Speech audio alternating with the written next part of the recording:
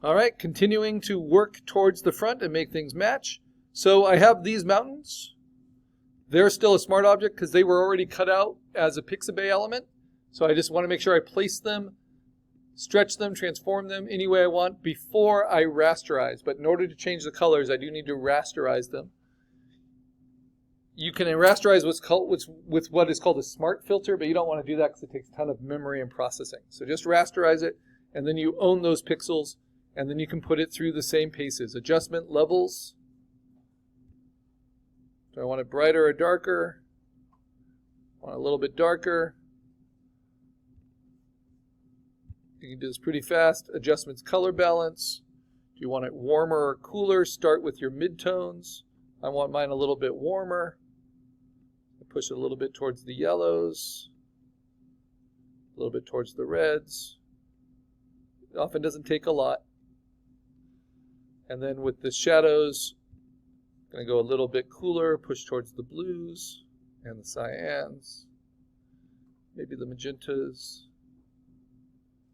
Yeah, that's working. And then with the highlights, maybe a little bit warmer with the yellows and the reds.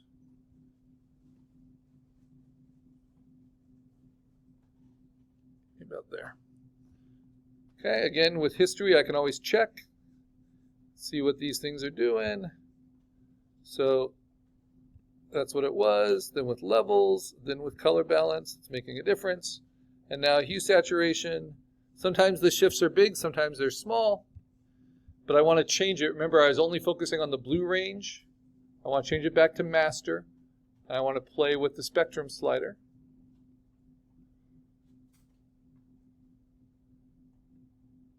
Seems like going slightly that way works. And then saturation. More saturated or less saturated. I think I want it a little bit more saturated because I'm going into squarely into the middle ground right now. Good. Okay. Next layer. These ones. I'm going to just turn off some of these foreground layers so I can see all the edges a little bit better. Now what's nice about having a layer that was already cut out in Photopea is I don't need to go clean that up. It's nice and clean and sharp. There's a reason I put it in the middle ground because it's all very distinct. Right, that mountain edge. Very nicely defined. And the middle ground is where your sharpest focus often is. Okay, now this layer, I have a lot of sky to get rid of, but before I do that in blend, I want to push it through these adjustment layers. So levels, push a little bit brighter.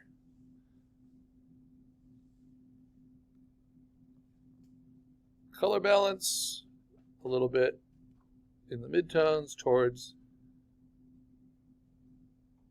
the yellows and especially towards the reds. I'm knocking back a lot of the green here and the magenta. Shadows, let's bring those blues back a bit.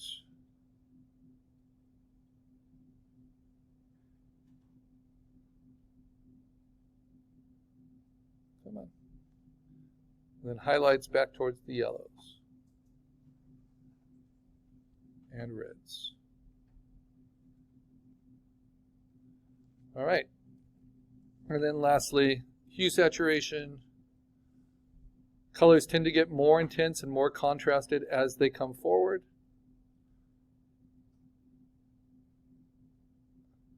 But I don't want toxic green trees, right? So I'm mostly looking at the rocks.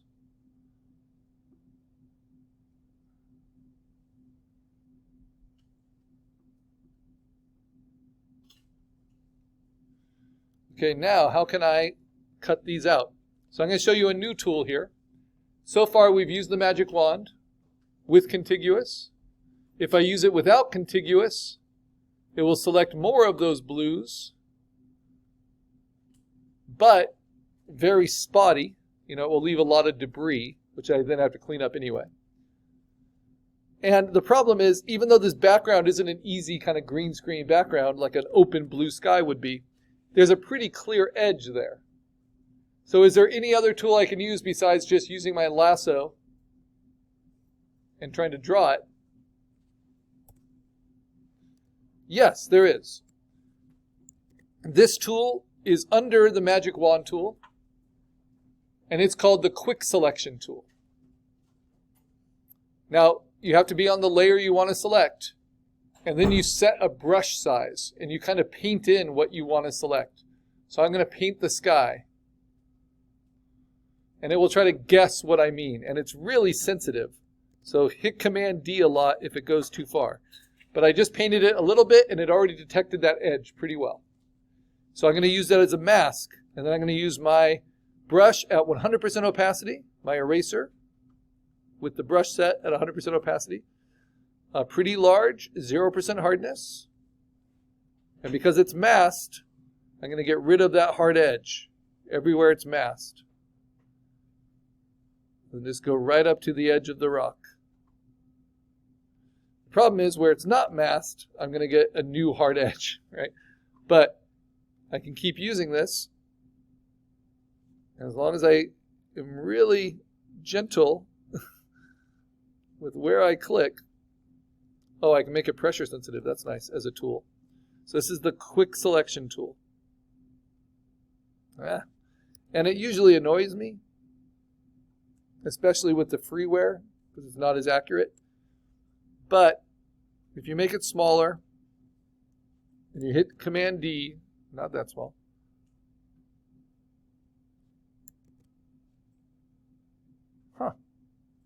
should work better than it's working.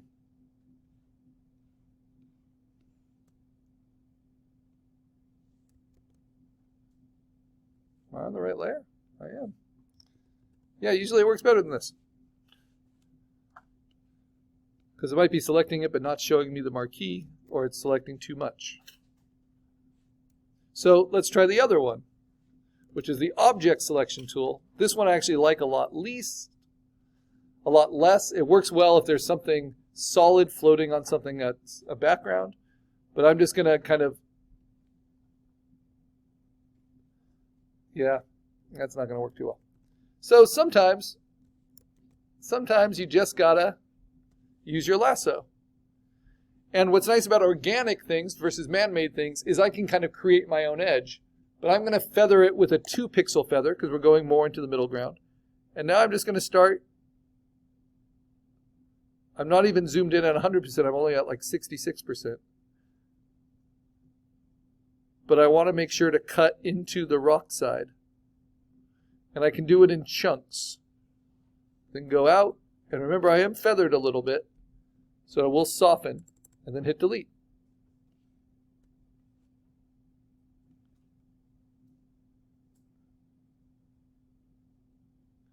Now here, I actually just want to cut out the mountains. But I want to blend that valley a little bit. So remember, don't delete things that you need to overlap to blend.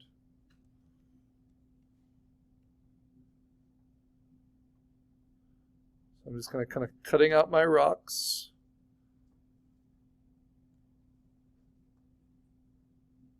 But then, and deleting with the feather, just a 2-pixel feather. But keeping in mind where I might want to blend it with the valley below.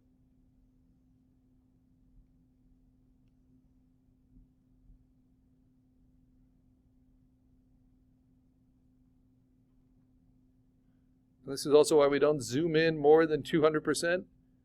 Or really, mostly, we don't even zoom in more than 100%. Because we'll get stuck in details that you're never even going to see in the final. There's a lot of content in these pixels. And if you're worried about what you're losing by deleting, remember you have all of the reference images. So all of this could be rebuilt. The more important thing is to know what layers you're affecting. So Magic Wand is good for pixels that are similar to each other, sometimes touching, sometimes not. Using that as a mask. Lasso is just for direct selecting of edges. All right. So now How can I blend? Well, one thing, you see how there's kind of light reflecting. Before I do anything else, I can use now my tool adjustments, and I can burn the midtones of the background here, right? So that as I erase away from them, they're already kind of matching in terms of levels. I got to be careful I'm not burning the stones in front of it too much, but some of those stones need to be burned because they have too much reflected light. So the more you understand kind of light logic, the easier some of these selections are. And some people are just really good at retouching lighting. This is our introduction to it. So if I want this to show up a little bit stronger, I can burn it a little bit on its sides. Maybe burn behind this house. I have to get rid of those people, and that's a tiny detail I'm not going to worry about yet. But you see how I didn't even erase away from these. I just burned them until they matched, right? So now if I do erase away, if I even need to reveal what's behind it, yeah, I don't really think I need to.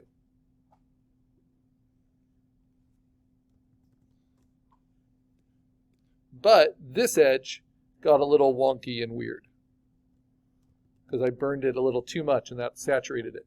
So what I do now is I can go back in, and on that edge, I select it. I can dodge it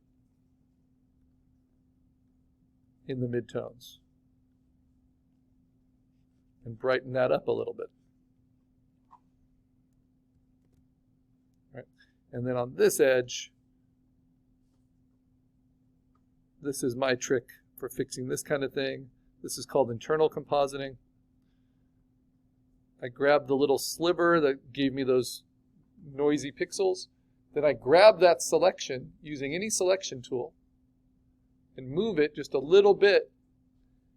Duplicate that, Command J, and make a mask.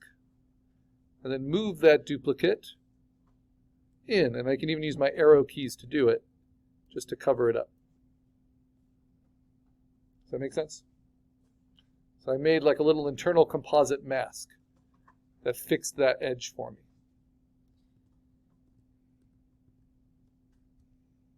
Okay.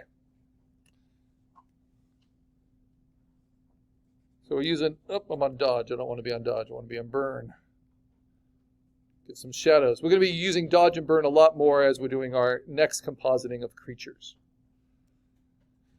And if you use dodge and burn well, these tool adjustments, which we're only just getting introduced to now, you can actually change the direction of the lighting as well. All right, next. What's in front of these? This one. Ooh.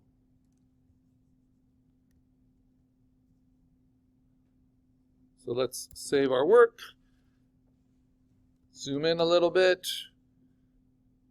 Remember, the longer you have Photoshoп open, the longer it's having to remember your cache and all the steps you're doing. So it's good to have other programs closed, especially Photoshop if it's still open for the morning class. Okay, now, same thing. Image adjustment levels.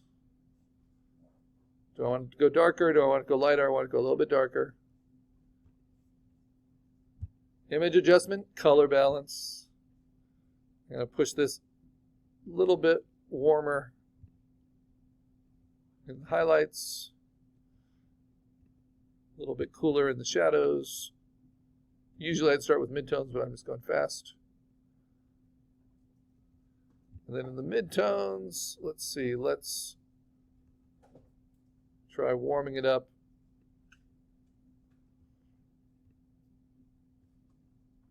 Like so.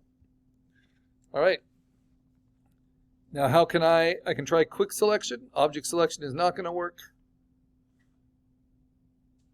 And I can